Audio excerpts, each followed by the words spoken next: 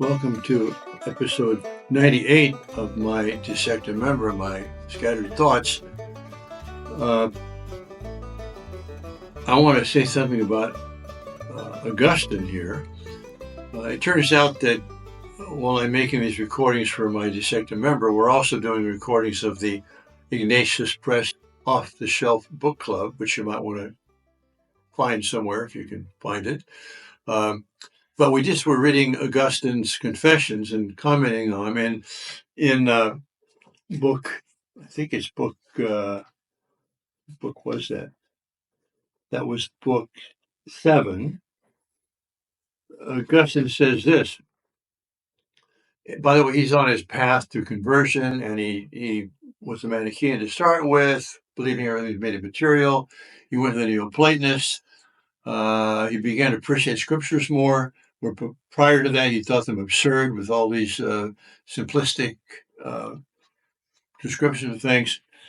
But he says, the authority of the sacred writings seemed to be all the more deserving of reverence and divine faith in that scripture was easily accessible to every reader while guarding a mysterious dignity in its deeper sense. So what impressed Augustine about the Bible was that anybody could read it and understand a lot of it, find profit in it. But there were mysteries that were concealed there that only yielded themselves to further study and prayer.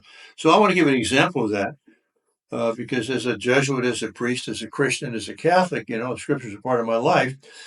And we're reading them and rereading them all the time, especially at Mass. We get the same readings every 3 years for the Sunday cycle and every 2 years for the weekday cycle. But something struck me in Hebrews chapter 12, verses 1 to 4, where Jesus is called the pioneer and perfecter of our faith. What does that mean? Pioneer of our faith, perfecter of our faith. Well, the Greek is very interesting. It's archegos, arche meaning old or beginning, like archaeology or archetype. And gos comes from the word meaning to lead. He's our primitive, our oldest leader in the faith.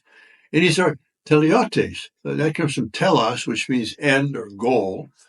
And so it's what you reach at the end or the perfection of something. So Jesus is the archegos, the oldest leader, and the teleotes, the final end of what? Of our faith.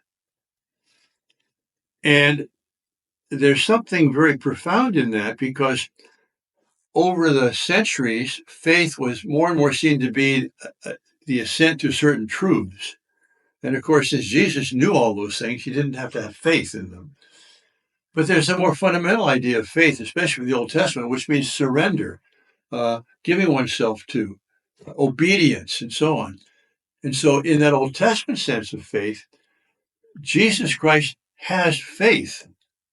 That is, he also yielded himself entirely to the Father and the Father's will, and did it in a way through time that became more and more complete until he perfected it on the cross. So Jesus is not only the archegos, pioneer, and teleotes, the perfecter of our faith in the sense that he's our model, what we strive for. He is it himself. I mean, our faith is participation in the faith of Christ. And that's by praying, by deepening our understanding of scriptures, we enter into that faith, which is the faith of Christ.